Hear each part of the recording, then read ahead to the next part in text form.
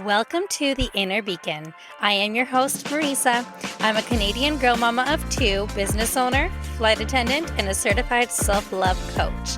You are in the right place if you are ready to lead your life from within, to reconnect with your intuition, trust yourself deeply, and reclaim your power. My goal and intention here is to inspire and empower you. And for fun, I might even add some flight attendant content and travel tips. And I'm so glad you're here. So let's dive into today's episode. So we made it to part 3 of the Inner Purity Alchemy Method series, and I have been looking forward to this one. If you've been following along, you've done some really beautiful and brave work at this point over the past 2 other episodes coming into this one. So in part 1, we turned on the lights. Right? We talked about awareness and about seeing your patterns, about coming back to yourself. And in part 2, we got into the harder stuff, releasing, letting go of what you've been carrying, forgiveness, and creating space. So now we get to talk about what all the space is actually for. Today is about receive. That's the third part of the 3-part method in my container. So, and I want you to really let that word land. What does receive really mean? Because for so many of us, especially women, especially mothers, I should say, especially for those who have spent years pouring into everyone else, receiving feels almost foreign, uncomfortable even. We know how to give, that's for sure. We know how to hustle. We know how to hold it together. But receiving feels like it has to be earned. Like there's a catch. I want to change that for you today. So let's start here because I think it's important. Most of us have a complicated relationship with receiving, and it didn't happen by accident. It was taught. And it's something that I really, truly believe is important because there has to be a give and take. Right? We're taught that selflessness is a virtue, that putting others first is what good women or good mothers or good people do. We were praised for giving and made to feel guilty or selfish for wanting or needing. And so somewhere along the way, we picked up this deeply embedded belief that we are more worthy when we are useful to others, when we are simply ourselves. And that belief, as well as well-intended as the people who passed it on to us might have been, is what keeps us stuck in the cycles of overgiving, burnout, resenting, recovering, and starting all over again. Receiving isn't selfish. It is actually the most generous thing that you can do, because when you are full, when you are rested and clear and connected and operating from a place of wholeness, what you give to the people you love is completely different. You give from overflow instead of from depletion. You show up as the present, patient, joyful version of yourself instead of the exhausted, reactive one running on empty. And I really need you to hear this if you're even somebody who's in like the coaching world, or someone who's in a sort of field like hairdressing, or maybe work in a spa, like somewhere where you're really like giving your energy. This is really important. And I say this from experience because I did work in that industry, in the beauty industry before. And as an empath, it's easy to get depleted. So when you're giving, it is so important to be able to receive. And in order to receive, we have to create that space that we've mentioned, that we've done the work in when we spoke about awareness and the rewiring, releasing of phase 2 into the receiving, because this is just as important. You cannot pour from an empty cup, as I always say. I know you've heard that. And I want you to really feel it today, not just a concept, as permission. This is your permission slip right now to receive. So what does it actually mean to receive? Receiving on the Inner Purity Alchemy Method is about 3 things. The first is receiving yourself, accepting who you are right now, in this moment, not for the future, version of your like the one that you're working towards. Not the version of you where life was like complicated either, but this version, just right here, right now. The one that's doing the work, the one that's showing up, the one that's building self-trust, the one who is messy and healing and brave all in the same time. It means looking in the mirror, not to critique, but to actually acknowledge the woman looking back at you, the strength she carries, the love she gives, the resilience that she has shown. This is where the inner work becomes the inner knowing. This is where you stop waiting for someone else to tell you you're good enough and you start telling yourself. Then second is receiving guidance, your own inner guidance. This is where we work on getting connected with your intuition and learning about your inner compass, your inner ping, the quiet, calm, clear knowing that has been there your entire life, even when you've been too busy or too afraid to actually listen to it. So after doing the awareness work and the release work, something starts to shift. The noise gets quieter, and in the quiet, you start to hear yourself again. Your actual desires, your actual values, the direction of your life is asking you to move in. It's kind of like when you're clearing off your desk to work, right? You can't work with all that clutter and all that chaos in your life. So you have to clear that up in order to work, in order to bring things in order for you to be able to focus and live from that inner purity. So that's the receiving stage. That's what becomes possible when you've done the work. And the third is receiving the good, love, rest, help, joy, abundance, opportunities, relationships that truly nourish you when you start accepting and being able to receive in that beautiful way. So because here's something I have learned and lived and watched happen again and again is you can only receive what you believe you deserve. And the work we've done in awareness and release, it has been slowly, quietly, powerfully expanding your capacity to receive. So by seeing yourself more clearly, by putting down what was never yours to carry, and by creating that space for yourself, now we get to fill that space with something real. I want to spend some time here on intuition because I think it is the single most important tool in the receive stage, and it's also the one the most of us have the most complicated relationship with. Your intuition is not loud. It's not dramatic, although it can be when it starts to show up in anxiety instead, because your body's trying to tell you something like we spoke about before, right? But most of the time it comes as a quiet nudge, a sense of knowing without knowing why, a feeling of lightness and expansion when you're moving in the right direction, and contraction or tightness when you're not, right? And the tricky part about intuition is that it often doesn't make logical sense. And I've spoken about that in my podcast before, my story about how I just had this inner ping of like, I had to move from the only province I had known since I was 9 years old across the country by myself. It made no sense to nobody else, but it did to me. And so much growth and so much expansion has happened since. It's the small voice that says, go this way, or this person isn't right for you, or you already know the answer. Have you ever had that? Like when you're talking to a friend and you're asking something like advice or whatever, but then you find like, oh shoot, I already know the answer. And the tricky part about intuition is that it often doesn't make any logical sense at all. Like I said before, I know this because I've lived it. I packed my life in 2 suitcases, like I said before.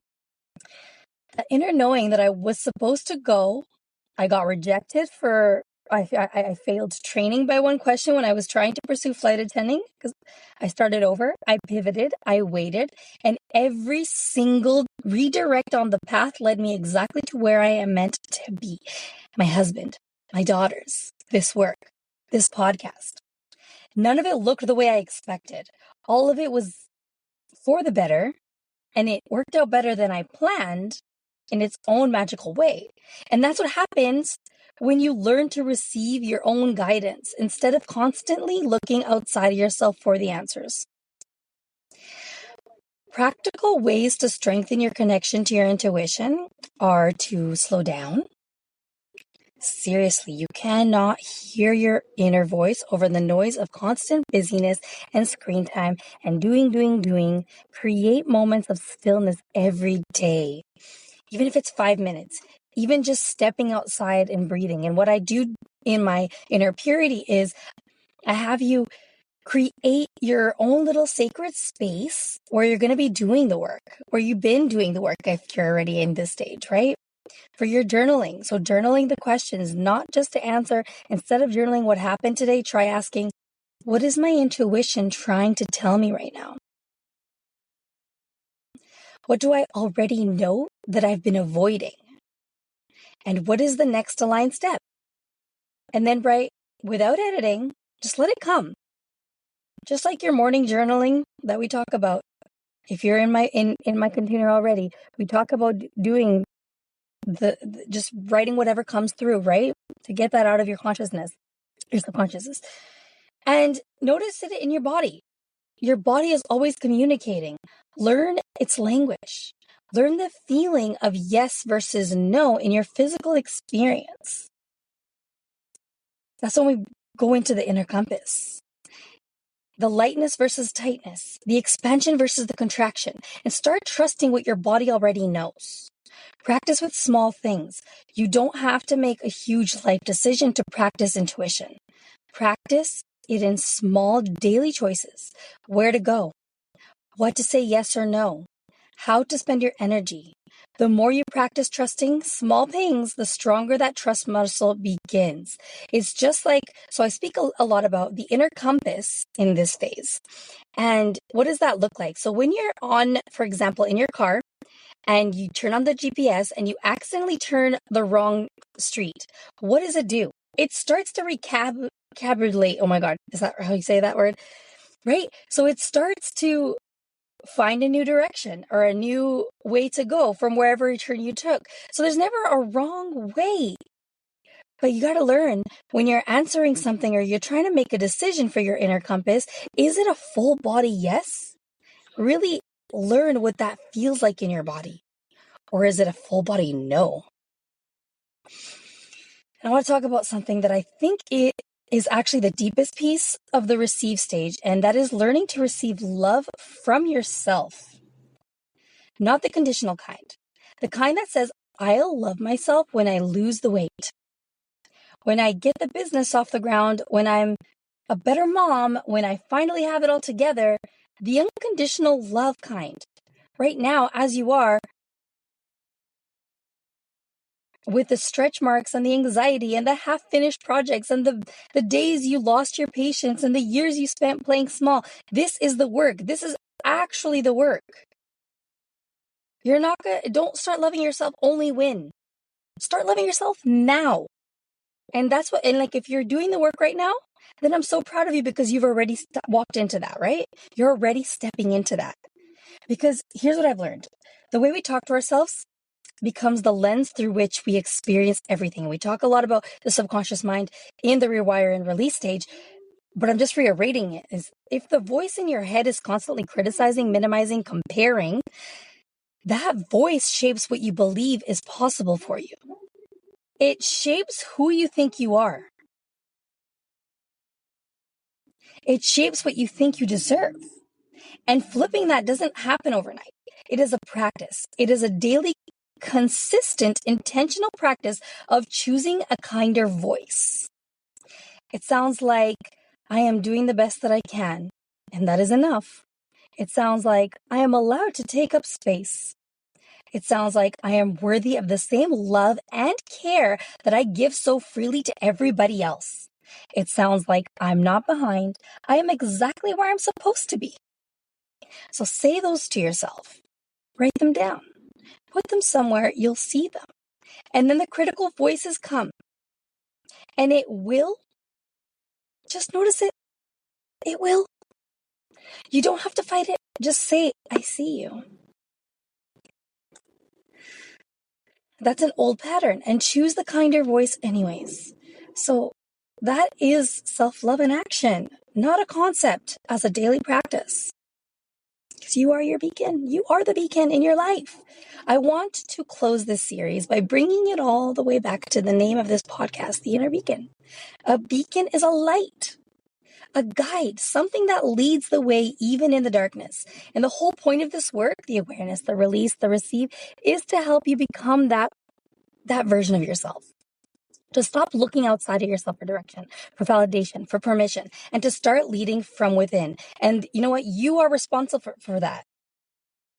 You can speak to any coach in the world, any mentor, any friend, anyone in your life.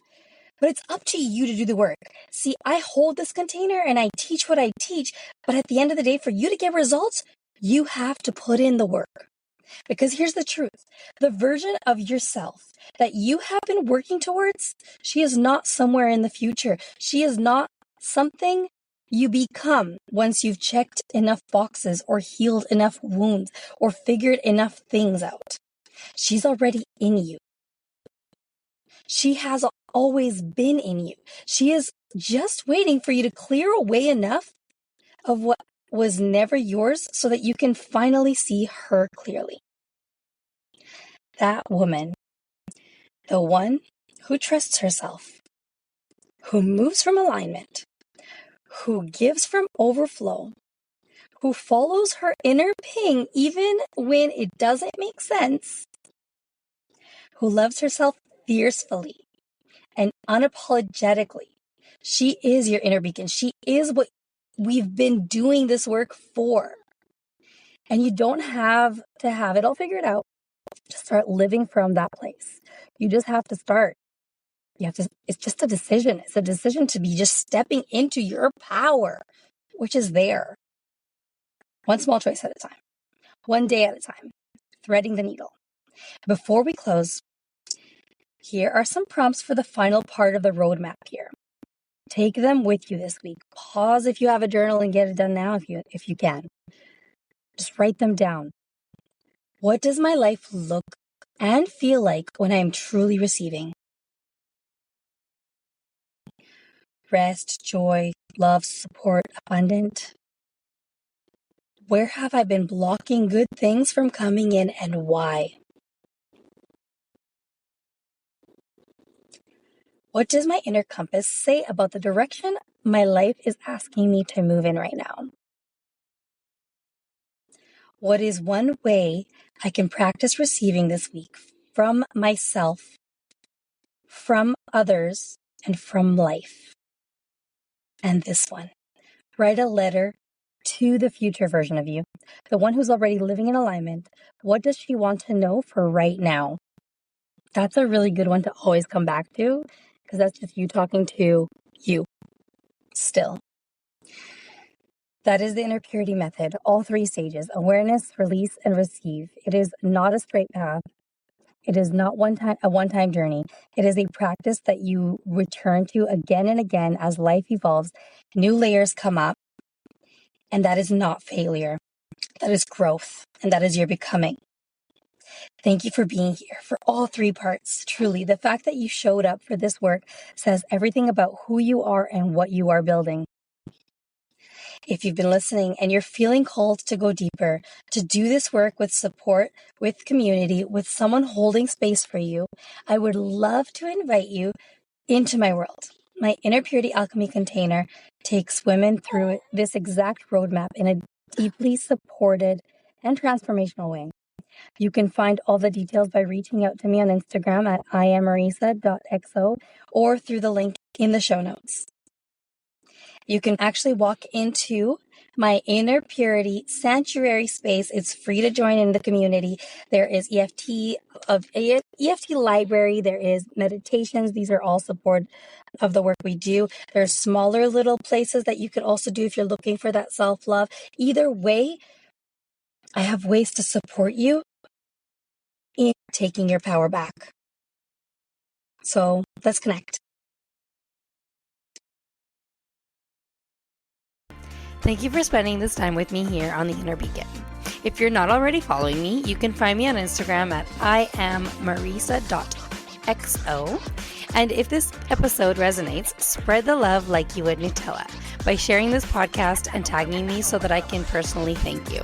And if you are feeling extra loving, leaving a review helps light up another beautiful soul and supports the growth of this space. I am so glad you're here. I'll meet you on the next episode.